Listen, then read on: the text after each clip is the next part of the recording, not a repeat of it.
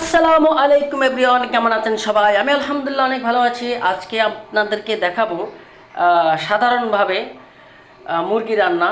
তো যাই হোক, সর্বপ্রথম আমি বলবো যে যদি সম্ভব হয় আমার এই ভিডিওটা আপনারা শেয়ার করে দেবেন। হয়তো আর অল্প কিছু টাকা হলে আমি একটা ভালো ফোন নিতে পারবো। তো যাই হোক, মানুষ যেমন বৃদ্ধ হলে তার চোখের পাওয়ার কমে যায়, তো সেম আমার মোবাইলটাও এরকম হয়েছে। আসলে বয়স হয়েছে, যার কারণে ক্যামেরাটাও ঘোলা। এই জন্য তো আপনাদেরকে আমি ভালো ভিডিও করে দেখাতে পারি না। তো যাই হোক, আজকে একটু ভিডিওটা লং হবে। তো আমি রান্না করব মুরগি। তো যাই হোক, সর্বপ্রথম আমি শুরু করতে বিসমিল্লাহ।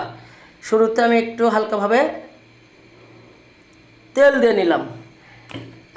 তেল নেওয়ার পরে তারপরে আমি একটু দিয়ে দিলাম হচ্ছে এই যে আদা রসুন বেটে নিয়েছিলাম।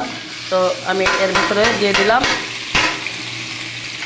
দিয়ে একটু নাড়াচাড়া করছি। তো যাই হোক, ছেলে মানুষের রান্না করা অনেকটাই কষ্ট, তারপর কি মেনে নিতে হবে।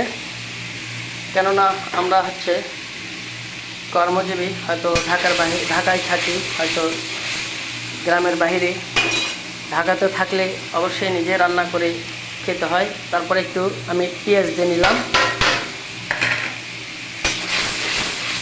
পেঁয়াজ দিয়ে একটু নাড়াচাড়া করছি। তারপরে এখন একটু দিব মশলা, কারণ হালকা একটু মশলা দিলেই হয়ে যায়।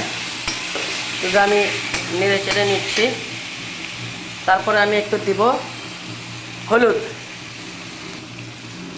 পরিমাণ মতো একটু হলুদ দিয়ে দেব। এই যে 1 চামচ হলুদ দিয়ে দিলাম। 1 চামচ হবে না, তো আর একটু দিয়ে দিই।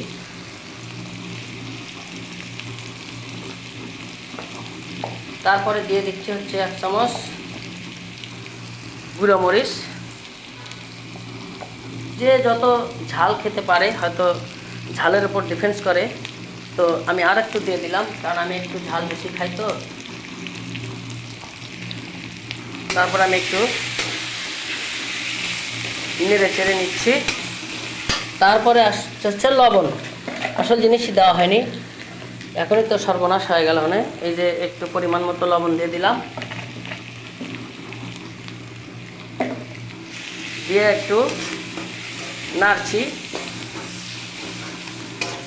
নেড়ে চেড়ে যখন এটা একটা কালারের ভিতরে চলে আসবে, তখন হয়তো এর ভেতরে আমি মাংসটা দিয়ে দেব। আসলে এখানে একটু হালকা পানি দিতে হবে, তাছাড়া মশলাটা পুড়ে যাবে।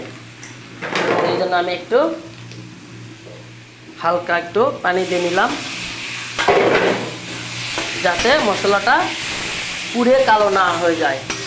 অনেক সময় দেখা যায় আমরা পানি না দিয়ে যদি নাড়াচাড়া করি, তাহলে কিন্তু এই মশলাটা পুড়ে নিচ থেকে কালো হয়ে গেলে তখন তরকারির কালারটা অন্যরকম হয়ে যায়। তো যখন এই যে দেখেন লাল লাল হয়ে যাচ্ছে, এখন কিন্তু তরকারির কালারটাও খুব ভালো আসবে। তো যাই হোক, আমি নাড়াচাড়া করছি। এই যে এখন লাল লাল করেছি, এখন আমি মাংসটা দিয়ে দেব।